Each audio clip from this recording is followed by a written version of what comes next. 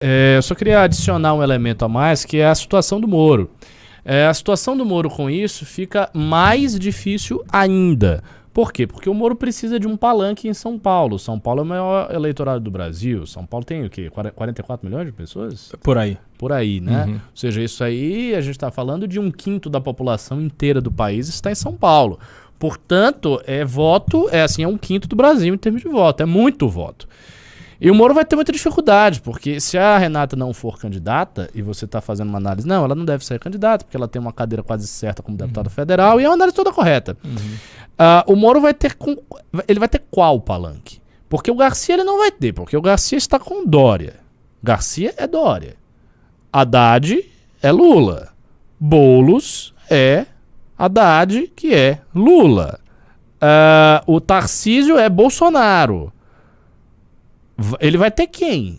Ele não vai ter nenhum palanque? Ele não vai poder fazer eventos aqui com palanque? Governo? Veja, isso é um problema eleitoral gravíssimo, gravíssimo. Porque antes de tudo acontecer, antes do rebuliço se instaurar aí nas nossas vidas, o Moro tinha um palanque. Qual era o palanque? Era o palanque da terceira via. Né? Sai Arthur a governo, faz a votação dele, eu acho que ele faria mais de 10%, porque ele fez isso na prefeitura. Tudo bem que, em termos de estado, há outras dificuldades, é óbvio. As regiões mais afastadas, que têm menos voto de opinião, né, os municípios menores do estado, são difíceis de trabalhar. Mas, assim, em toda a região da cidade de São Paulo e a zona urbana de São Paulo, a grande São Paulo, o Arthur seria muito bem votado. Ele ia ter muito voto. Ricardo, eu acho que a maior parte dos votos dele para a Assembleia em 2018 foi do interior. Foi do interior. Foi do interior. Pois é, então o Beraldo já trouxe uma informação contrariando minha intuição. O Arthur teria voto até nessas regiões mais afastadas, porque as pessoas têm conexão na internet. E o Arthur seria o palanque do Moro. Só que isso ruiu. Assim, tem um bocado de gente aqui que tá mandando essas mensagens. Depois eu vou até dar um print isso aqui, vou mandar eu mesmo pro Arthur.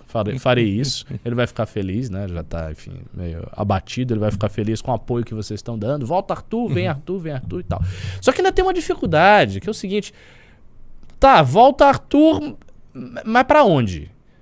Porque tem uma questão de partido. Qual partido? Sabe? Qual partido?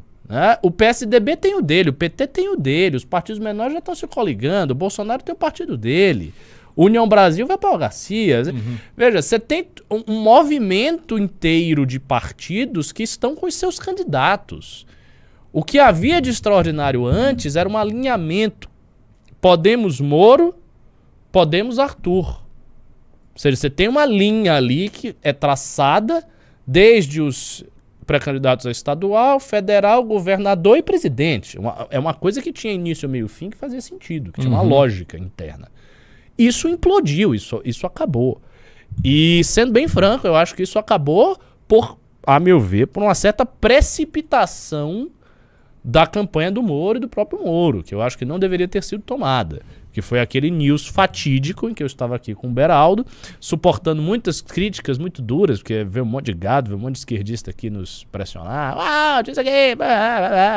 Eu sei que eu falei um negócio, até fizeram um corte, que eu disse que eu achava uma bobagem o que ele falou, né? E fizeram um corte e divulgaram esse corte maliciosamente e tal. Bom, o fato é, a gente estava no news e o Moro fez uma carta rompendo a porra toda e, assim, implodindo um palanque, que foi, botou uma dinamite no palanque e o palanque explodiu por conta desse negócio do Arthur. Então você não tem um palanque. Ele não tem mais um palanque. Ele não tem mais um candidato. E nós não temos mais um partido.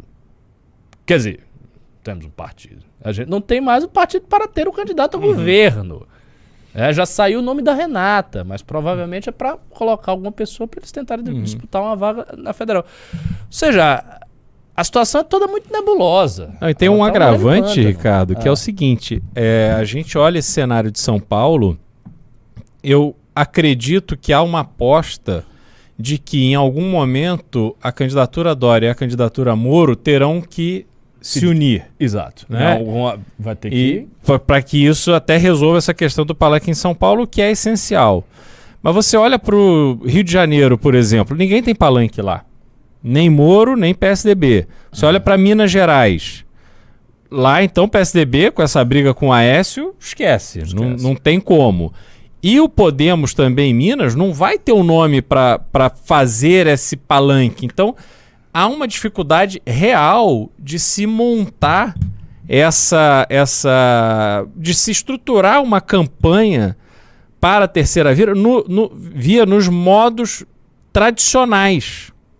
Essa é uma campanha onde você precisa despertar a vontade das pessoas em apoiarem um candidato que elas acreditam que poderá romper com esse duelo Lula-Bolsonaro.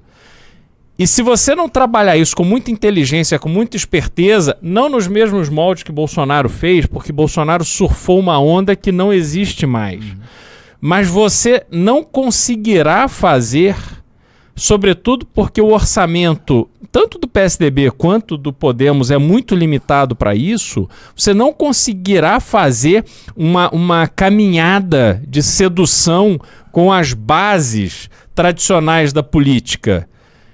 Então você vai ter que partir para a criatividade, para sensibilizar as pessoas, para conquistar essas pessoas de uma outra forma.